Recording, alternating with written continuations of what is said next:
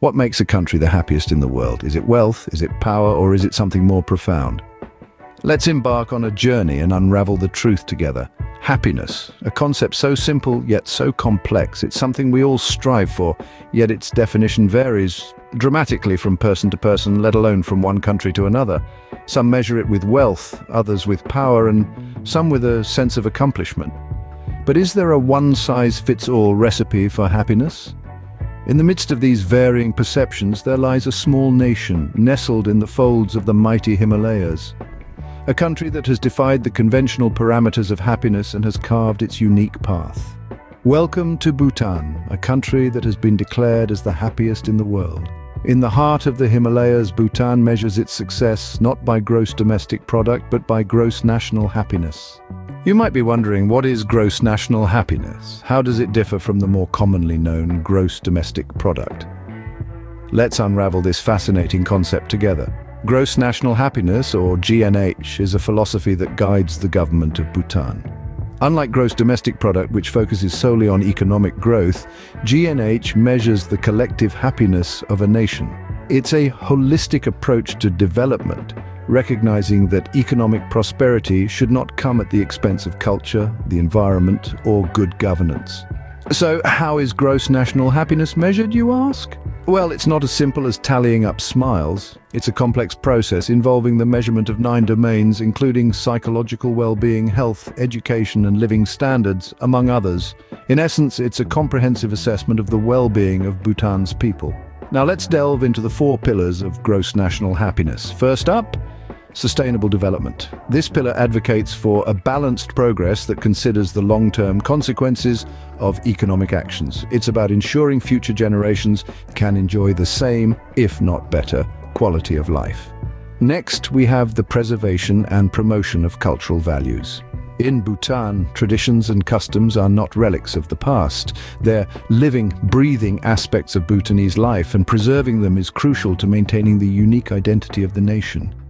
The third pillar, conservation of the natural environment, is deeply rooted in Bhutanese culture. Bhutan is one of the world's few carbon-negative countries, and they're committed to maintaining their lush, green landscapes and diverse wildlife. Finally, the establishment of good governance. This isn't just about having efficient institutions, but also about ensuring that these institutions are just and that they serve the people they represent. So there you have it. Gross national happiness is not just an alternative to GDP. It's a philosophy, a way of life, and a commitment to holistic development. In Bhutan, happiness isn't just a feeling, it's a national objective. So how does Bhutan approach happiness? What makes it different from the rest of the world? In a world where many nations measure success by gross domestic product, Bhutan stands apart with its unique philosophy. It champions a holistic approach to prosperity, striking a balance between the spiritual, physical, and mental well-being of its citizens. But it's not just about personal happiness. Bhutan's approach is a shared journey towards a common goal. At the heart of this philosophy is sustainable development. For Bhutan, development is not a race to industrialize, but a gradual progression that prioritizes the well-being of its people and the environment.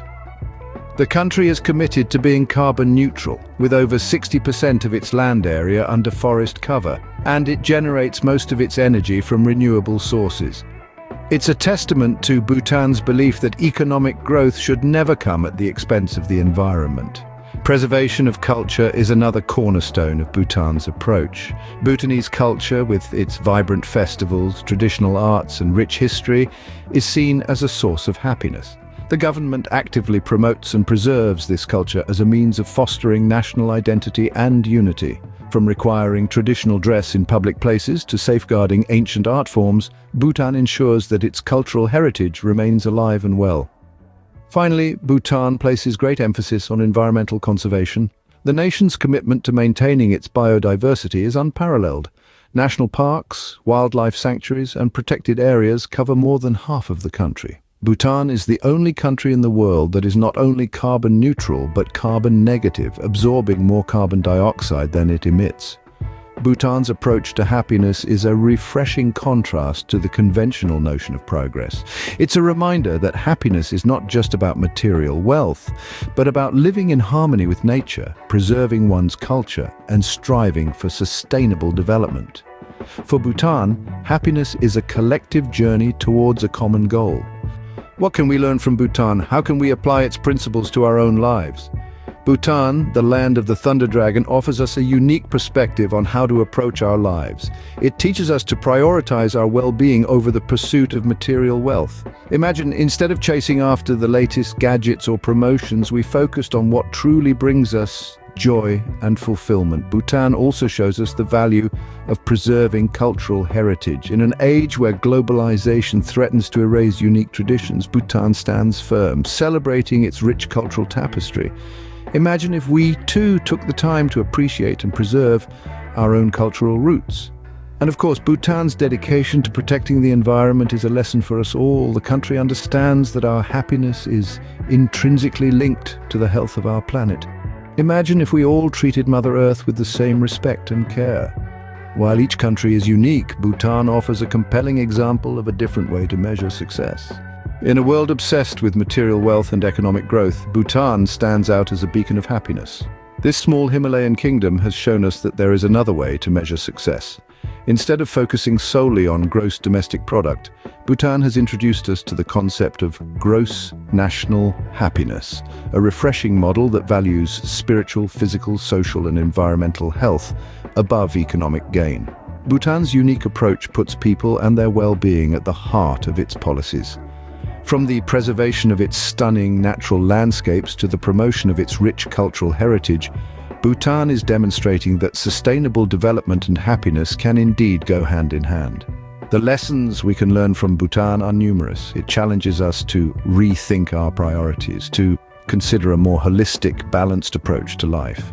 As we strive for happiness in our own lives, perhaps we can take a page from Bhutan's book and remember that true happiness lies in the journey, not the destination. Thanks for watching. Please subscribe by pressing button below.